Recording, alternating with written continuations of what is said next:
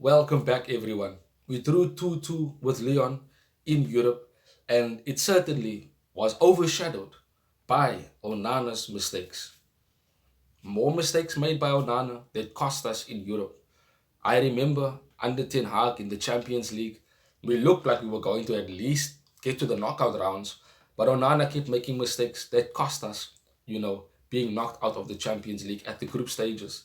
And we did think that after that, he had a bit of a good season. I think he was one of the best shot stoppers, in the Premier League last season. And this season we thought he's going to progress, he's going to be better, but he doesn't look like it. The same mistakes keep happening. The same things continually continue to happen. And Onana is only to blame. Yes, you can say that we should defend better. Yes, we should say that the defenders should react better in those moments. But if you are Manchester United's number one goalkeeper, the mistakes that Onana is making should not be happening. The defense should be able to trust you when you are having to defend free kicks, when you are having to defend shots from in and around the box. The defense should be able to trust you. But that isn't the case. There was a moment, if you remember, in the game where Onana was probably calling for the ball to pick it up, and Maguire just didn't listen and cleared it out for the line. That shows you that there isn't trust between the defenders and Onana. They don't trust any balls coming to him because he could make a mistake that might cost us another goal. And that is what happened against Lyon.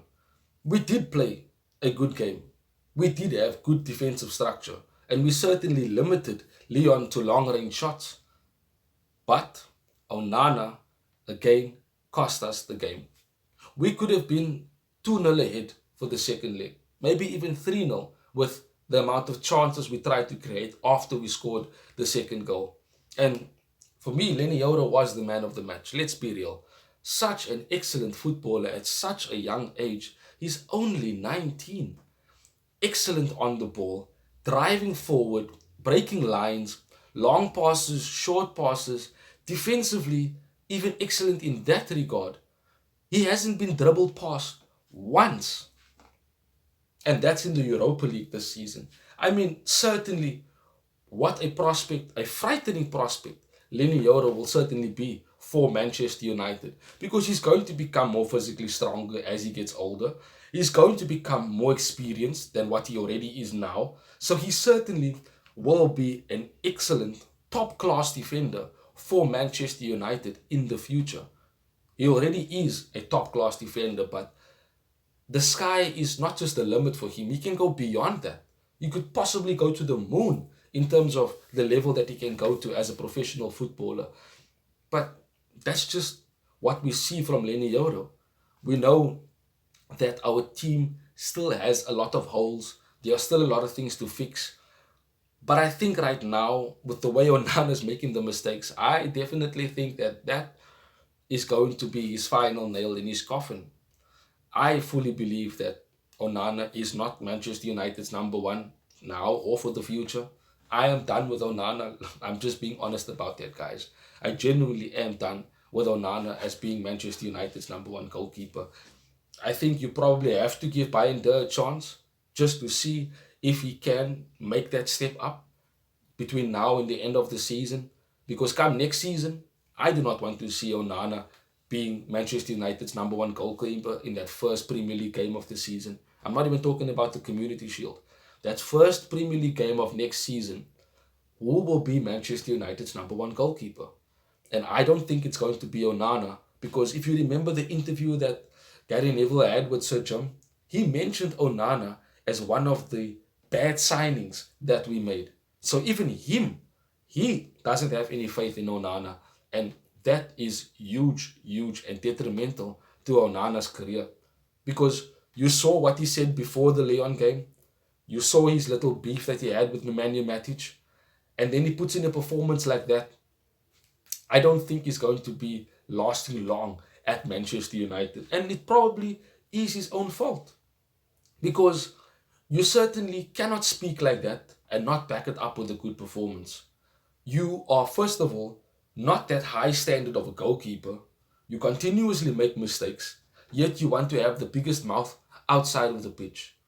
That is not the way a Manchester United player, shall I say, addresses himself to the public. I certainly wasn't impressed with what he said before the game. And there you have it. You see the result of talking before the time. And now his career at United could easily be over.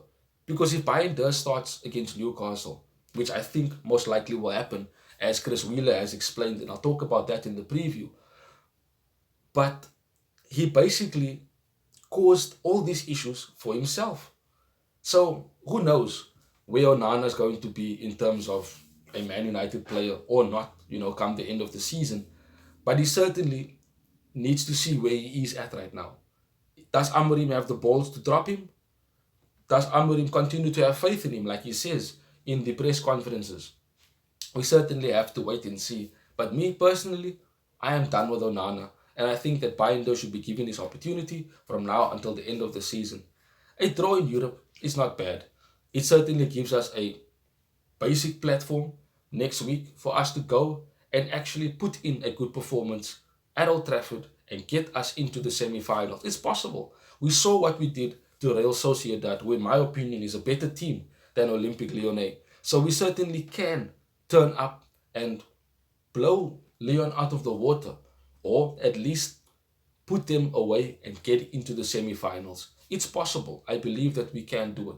The Europa League is our main and only focus. I don't think the Premier League is that important this season anymore. There's nothing to play for other than finishing higher up the table, and all we have to play for in the Premier League is pride. So I certainly know that the Europa League is our main focus from now until the end of the season. Subscribe to the channel, drop a like, let me know what you think about Onana, and if you think he should still be Manchester United's #1 goalkeeper now and for the seasons to come. Have a wonderful day further till we see each other again soon, Red Devils. Bye-bye.